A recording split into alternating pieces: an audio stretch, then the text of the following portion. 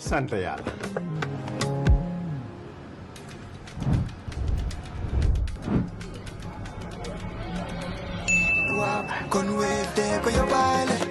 looy xaar utal Wave nga scan nga fay nag doo ci yokku dara.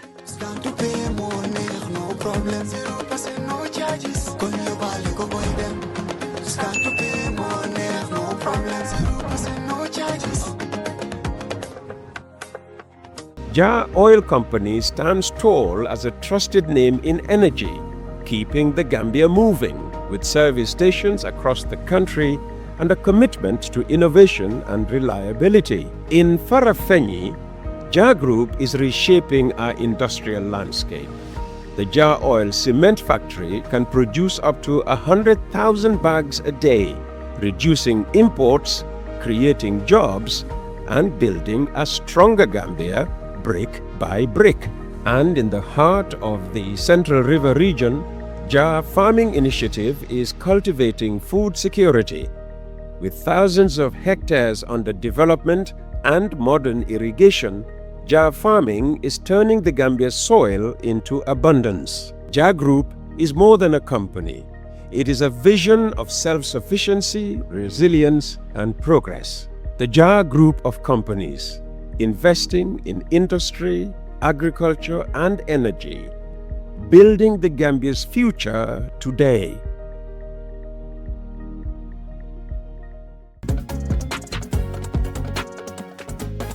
In the Gambia, we all move to different paces. Time is money, convenience is power, and now both are in your hands. No more long lines, no more late payments, no more missed chances. Not anymore. Because now the Gambia has its own super app, Zap. One app, one tap, endless convenience. Send money instantly, pay your bills in seconds, shop without borders, pay your rides, order your meal, buy your ticket, deposit and withdraw money for absolutely free. No extra charges, no hidden fees, only on Zap Super App. This is not just convenience. This is confidence. This is the future in your hands. And the best part, Zap is born right here. Built for us, designed for every Gambian home, every Gambian dream. So don't wait in the past. Step into the future. Download Zap today on App Store and Play Store and enjoy endless free services. Call us today on our toll-free number 1666 or on 260-0001. Zap. All in one. All for you. Tap in. Zap in. For many people, they hear you, and it's usually just attached to the politics. But who can you tell us is Rohey Malick Lowe and your journey to today? Okay, thank you very much. My name is Rohey Malick Lowe. As you already know, Malick comes from my father, yes, who was also one time a mayor. I was born and bred here in Banjul and attended my high school here in Banjul. Traveled to Europe, attended the University of Falun in Sweden, come back, and I am married, and I have 3 beautiful children. Wow, beautiful. And looking back at your journey, what would you say really inspired you to finally take the decision and say, you know what, me too, I would like to be the mayor of Banjul? Yeah, first and foremost, I'm local, and I believe in local. Okay. This is why you hear me every time speaking in the local language. And in Banjul, we first and foremost respect localizing everything. So this is why, if you look at the way we wear our clothes, the way we dress, the way we speak, everything about Banjul is local. And I am happy to say this because before, it's like copy and paste. People were copying more of the Western dressing, the Western talking, and if you don't speak like the American slang or speak like a British, you know, not part. Yeah, people look down on you. People look down on you. Yeah. So, and then, but at the time, we still believed localizing whatever we are doing. And today, I am happy to see United Nations and advocating for the localization of everything. And if I say everything, even localizing the way we speak and localizing our languages, then languages to become our national languages. Yes, that is one thing that inspired me. It was in me. Some people might think, okay, because my father was a mayor. Yeah. No. You got the easy way in. Absolutely not. Because I was very young when my father was a mayor. And also looking at the infrastructure, how Banjul was at the time, and living in Sweden, I was also a nominated councillor in Sweden. So I was inspired by the way the Swedes empowered women, and being outside, looking outside of the box, knowing exactly that the people in Banjul were suffering at the time, and Banjul was like a ghost house, and the infrastructure-wise, People were even leaving Banjul. Exactly. So everybody was going, and having Banjul, being a Banjulian and having Banjul in heart, I decided to say, okay, after 2016, I decided to contest for the mayorship, just to make so, and my zeal, my vision was to make sure that women are empowered, because this is what inspired me mostly from the political viewpoint of the Swedes. All right. Going through that, what are some of the challenges you faced? What made you not give up? Because as a woman, you are going to meet multiple challenges. But those challenges, there must be one thing that kept you going, that you did said, you know what, bàyyi naa ko gaay maa ngi ne la dem naa jox naa leen gannaaw ba maa ngaa dellu Sweden. Life foofu la gën a easy. Xaalis bi foofu la gën a bëree doole. Yeah, I think we have to first and foremost agree that a woman's journey in politics is typically challenging. You need immense resilience to be there. And Rohey Malick Lowe is no difference. I went through a lot of challenges like any other woman here in Gambia, or by extension Africa, intensively to fit in the male-dominated arena. If you look at women in politics, we are more scrutinized. The hate speech unasked. Even the media stigmatizes us. And we have to work tenfold to make sure that we are recognized. So sometimes I have to be in the office. I remember from the beginning, I have to be in the office, at the office until 12 o'clock or 11 o'clock midnight. Wow. Because when I was coming here, or when we were coming, because we come as a team, I have to give that to my councillors as well. So 2018 wasn't easy at all. So by then it was like the councils were not recognized as proper councils. I will say it. Okay, they didn't have structure. I don't think the structures were there, but because looking at Banjul City Council, we didn't have a record office, we didn't have a proper accountant. Wow. So it was like sometimes you call somebody, oh, far to come. Wow. When did you start? She cannot even tell you when she started work, and she doesn't have a file. She doesn't have nothing. So it was absolutely a mess, and there was no water or no electricity in the council. Wow. So, and if you go to the market and see how the toilets are, there were few toilets and they were all in a very, very bad condition. So looking at that and knowing that this has to do with the dignity of the woman, because when we talk about market, it's the woman. Yeah. So it wasn't, it doesn't go well with me. And Banjul City Council was having a debt of about, I think, 16 or 17 million, and they were owing all the banks in the Gambia except Standard Bank. So some people might ask, why is Central Bank allowing to owe all these banks? Yeah. Like, why are they allowing them to owe here and then take loan here and there? So what they were doing, in my layman banking terms, is like a window banking. So they will owe you 500,000.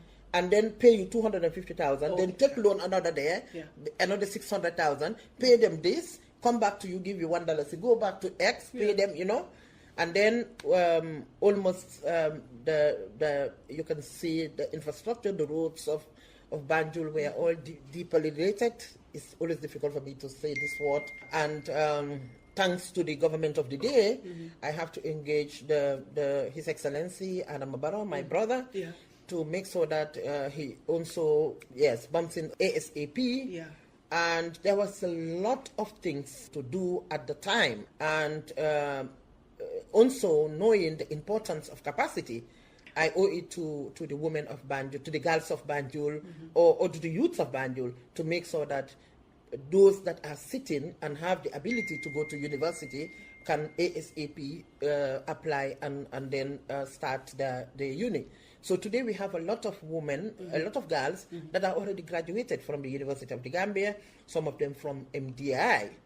So that is for me like give and gain. Yes, which is the theme of this year. Exactly.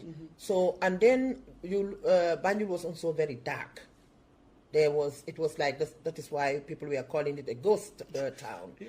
So, and we managed to light up Banjul, and I'm happy to tell you that I have a very good news now. Oh, just my, let's share. I just received the bill of ladings for my 4 trucks coming from China and wonderful. 200 lamps for Banjul. Thank you so much.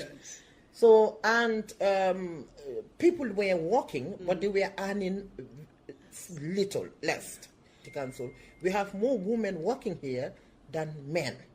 So it means again that women were suppressed. Yeah. So some of them were going home with $3,000. They can hear me, I'm on record.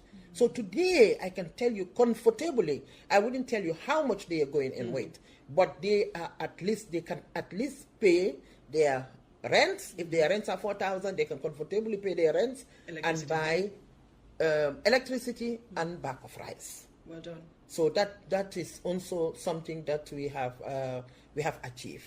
And then we have this grant from the EU, which I immediately when I came, this was the first thing that I do was trying to network, because I've seen that Banjul was not known outside, and it is said that a mayor who doesn't have friends, you don't even need to call yourself a mayor, because it's network that will change your not only your people, but your city as well. Really, it was difficult, and then come COVID. That was also a very, very difficult time. So really, it wasn't easy at all. But with the team I have to give them credit, and I always say that a leader is always in the front. You take it all. When it is good, they give you the credit. But when it's bad, also you have to take it. Yeah. So and. Yes, these are things that I have to say from the beginning that were our obstacles, and there were no capacity in the council. Today I can tell you half of the council, or 3/4 of the council, have built their capacity through whether going to the university or MDI or to college. With all the things you have listed, and I think Gambia has seen all the great strides you have achieved, women are still underrepresented in politics. What do you think, from your perspective, is holding women back? Even though they see you, what you do, how you continue to change the lives of people in Banjul and across the Gambia, but some women still would not say, you know what, let me put my foot into politics and see what I can do, because I feel I can do something. What do you think is still holding us back? I think the barriers and challenges, the most we contributed as a woman. Wow. Yes. You might be surprised to hear this from me, but I can tell you my strong constituents is when they support us wholeheartedly. But the problem is we are not using the recipe of solidarity. We have the numbers, and I keep saying this in every platform, that if Africa, not only Gambia, but if Africa was a table, women would have been the legs. Without the legs of the table, the table can't stand. Can't stand at all. So this is how powerful we are, but we are not using it. Why? Are we afraid? I don't think it's afraid. It's a mindset. The mindset contributes a lot. We are not, I don't know how to phrase this. It's like our traditional and cultural norms are telling us this is where we have to stop. Yeah, we can't go higher. We cannot go higher or aim higher. And the mindset is still playing with that. It's still accepting that norms telling us this is where you have to stop. If you look at the statistic, women have more master degrees in the Gambia. We have more PhDs in the Gambia. We have more women in the markets. Absolutely. We have more women in the gardens. We have more women as teachers. We have more women as nurses. And today We are challenging them at the police, at the army. So it means we are holding this country.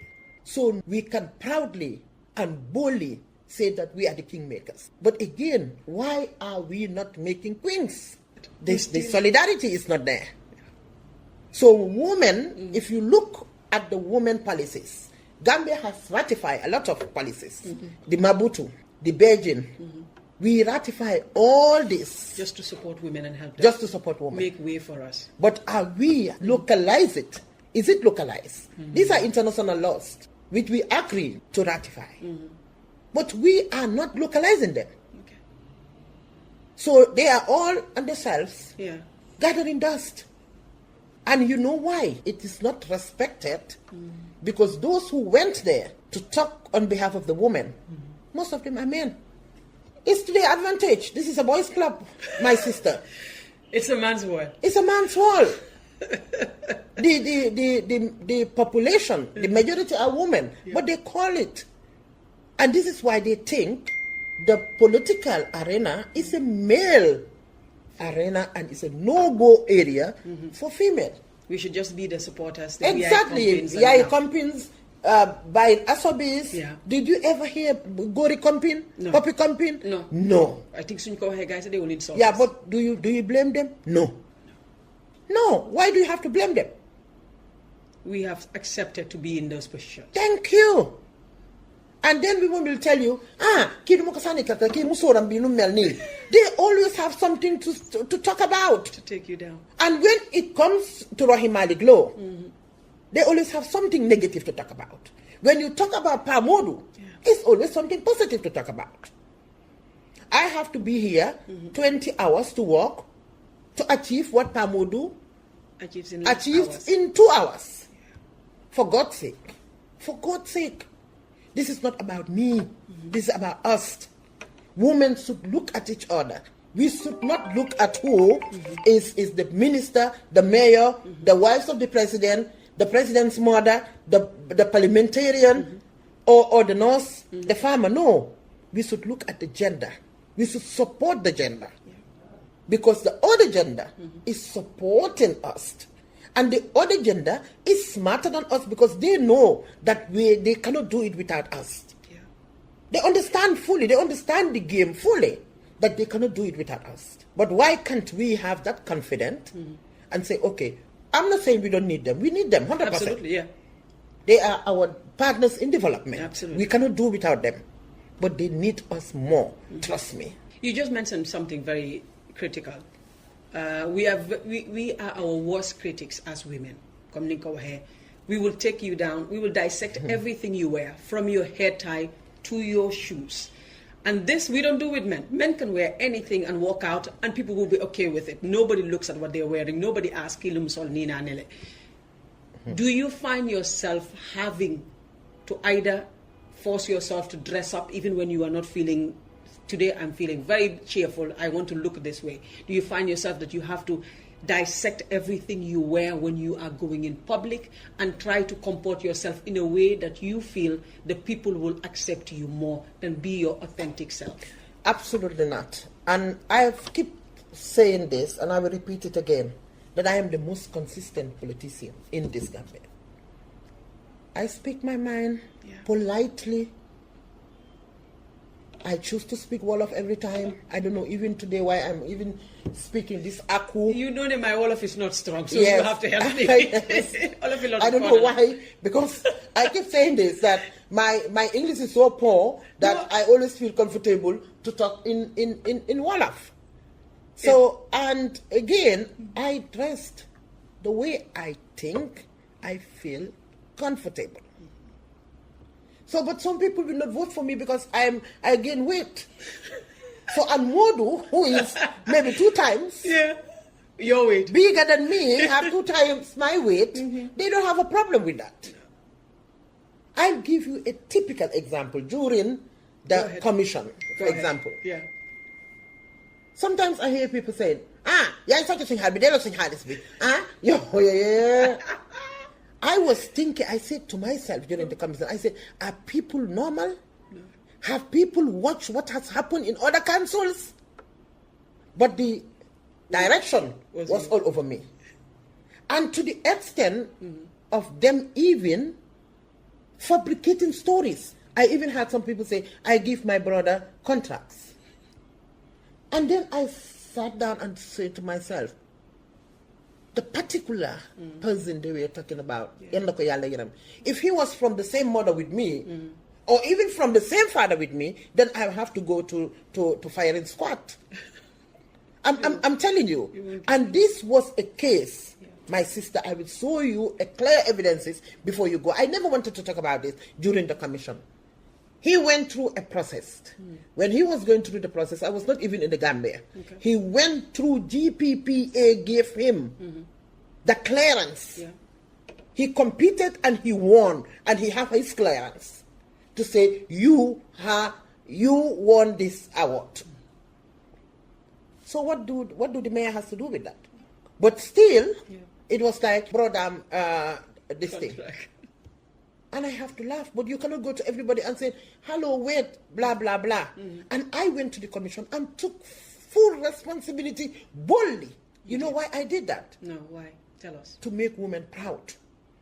To tell them, look, number one, I don't want to waste the time of the commission. Number two, I know the institution I am leading. Yeah. Number three, I was so confident that no matter what, they can go and do whatever they want. But I can defend myself anywhere. Wallahi, this institution fee, nekut institution bo xamne ay million ñoo fi joge. And Banjulians are hearing me, ñom xamne institution bi. And then it's always good to see ki fan la jëlé institution bi, be fan la ko indi. But was I the only one at the commission? Me that has the smallest municipality. But out of all the men's clubs, it's the woman. Even women who have their own network were on top of me. When I came to the commission, it was like they were like, oh, this was a they were boa. All of it go doma. They were like, pop, pop, pop, pop, pop, pop. But I understand some of them are paid to do that. I am not stupid. I understand the game. I'll be vindicated. I can tell you that. For real. If we are going, then if I die, or if they take me to firing squad, trust me, I'm not going to hang. am na ñoo xam ne kon dañ leen di hang. So nga gis loolu yëpp, I was seeing all that and how they were playing it, you know. Every day. I don't pay journalists for PR. This is one thing I will not do. And this is why I'm very confident of myself. Sometimes the CEO will do some things that I will not even know about, that I have no idea, because they report directly to the ministry. So these are difficulties that we are having. And especially if you are an opposition. And again, sometimes I sit down and then just today somebody was showing me something. Mayor dem na si baro, mayor def na ni, mayor def na nele. I said, oh my God. And then even if I don't see Adama Barrow for 2 years, they will still bring me this stigma of Mayor Adama Barrow. At the end of the day, I said, you know what? Let them say whatever they want, and I do whatever I want. It's democracy. You cannot stop them. But can they stop me? No, they cannot. You don't choose to wear black, and I choose to wear brown, and then you say I have to wear exactly what you wear. I'm very consistent when it comes to politics. My position yesterday is still my position today. Do they change? And if I want to change, I will come out and say, change na. Sumambuba. Change na sumadala.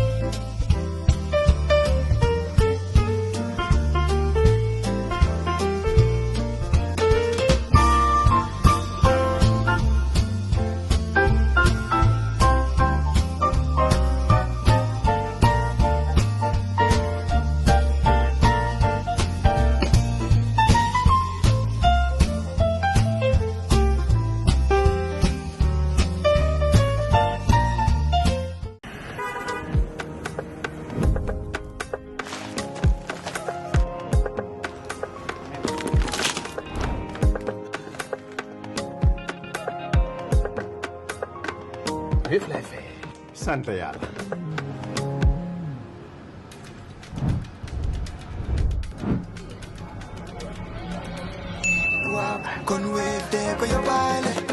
looy xaar utal Wave nga scan nga fay te nag doo ci yokk dara.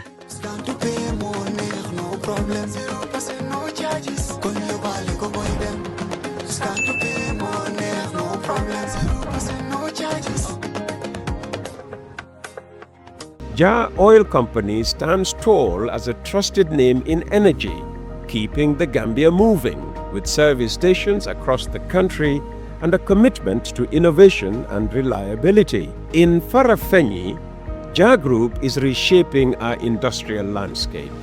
The Jah Oil Cement Factory can produce up to 100,000 bags a day, reducing imports, creating jobs, and building a stronger Gambia brick by brick.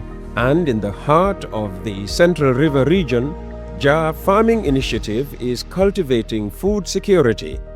With thousands of hectares under development and modern irrigation, Jah Farming is turning the Gambia's soil into abundance. Jah Group is more than a company. It is a vision of self-sufficiency, resilience, and progress. The Jah Group of companies, investing in industry, agriculture, and energy, building the Gambia's future today.